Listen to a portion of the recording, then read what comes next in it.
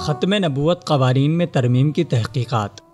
پاکستان کی قومی اسمبلی سے 2 اکتوبر 2017 کو الیکشن اصلاحات کے لیے الیکشن ترمیمی بل 2017 کے نام سے ایک بل منظور ہوا۔ اس بل کو قومی اسمبلی کے بعد سینٹ نے بھی باقاعدہ منظور کر لیا اور یہ قانون کا حصہ بنا دیا گیا، اور اس کے بعد اس قانون سازی کے سائے میں سابق وزیر اعظم میاں محمد نواز شریف کو نااہلی کے بعد پاکستان مسلم لیگ نون کا صدر منتخب کیا گیا۔ اس بل میں ترمیم کا اصل مقصد یہ بتایا گیا کہ مسلم لیگ نون نواز شریف کو نااہل ہونے کے باوجود اپنا پارٹی صدر بنانا چاہتی ہے، اسی لیے قوانین میں تبدیلی کی گئی، مگر در حقیقت اس مقصد کے علاوہ بھی الیکشن ترمیمی بل میں بھیانک تبدیلیاں کی گئیں، جن میں سر فہرست ختم نبوت کے حلف نامے کو اقرار نامہ بنایا گیا، جبکہ قادیانیوں کے ووٹ کے حوالے سے خصوصی قانونی شقیں آرٹیکل 7B اور 7C کو مکمل طور پر ختم کیا گیا۔ بل کی منظوری کے بعد سوشل میڈیا اور عوامی سطح پر ہنگامہ کھڑا ہو گیا۔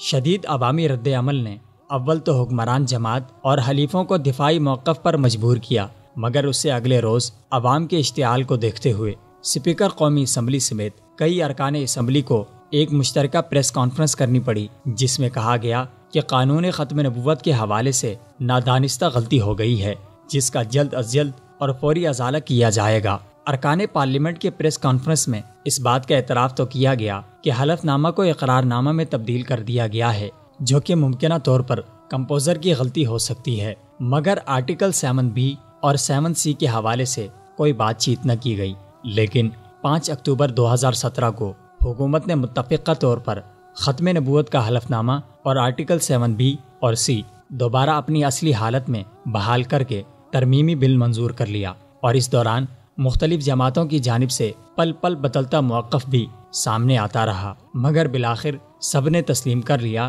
کہ ختم نبوت کے قانون پر یہ واردات ہوئی ہے۔ حلف نامہ اور مخصوص شقیں بحال کرنے کے بعد اس ترمیم کے پیچھے کار فرما ہاتھوں کو منظر عام پر لانے کے لیے ایک پارلیمانی کمیٹی بنائی گئی، جس کی سربراہی مسلم لیگ نون کے رہنما سینیٹر راجہ ظفر الحق کو دی گئی۔ اس کمیٹی کی ابتدائی رپورٹ کے حوالے سے 16 اور 17 اکتوبر 2017 کو کچھ خبریں منظر عام پر آئیں، جن کے مطابق راجہ ظفر الحق نے انکشاف کیا ہے کہ ختم نبوت کا قانون چھیڑنا نادانستہ نہیں بلکہ سوچی سمجھی پلاننگ کے تحت ایسا کیا گیا۔ ختم نبوت کے قوانین میں ترمیم کے حوالے سے سب سے اہم کردار وفاقی وزیر قانون زاہد حامد کا بتایا جا رہا ہے، جبکہ مسلم لیگ نون کی اس ترمیم سے دل برداشتہ ہو کر سابق وزیر اعظم میر ظفر اللہ خان جمالی نے اپنی اسمبلی رکنیت اور مسلم لیگ نون سے استعفیٰ دیتے ہوئے کہا تھا کہ اس ترمیم میں سب شامل ہیں، جبکہ حکومت نے اس رپورٹ کو شائع نہ کرنے کا فیصلہ کیا ہے۔ وزیر قانون بنائے جاتے وقت پارٹی کے اندر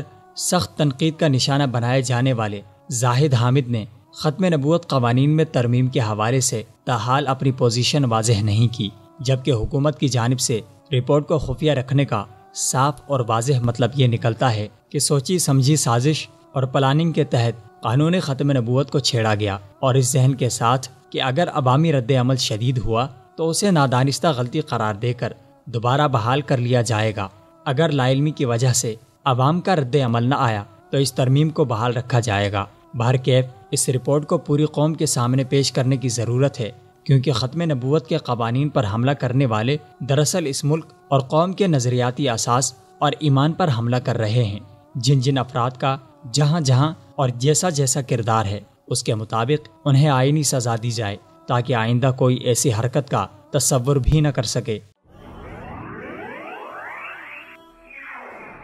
وصال اردو، اندھیری رات میں ایک روشن چراغ۔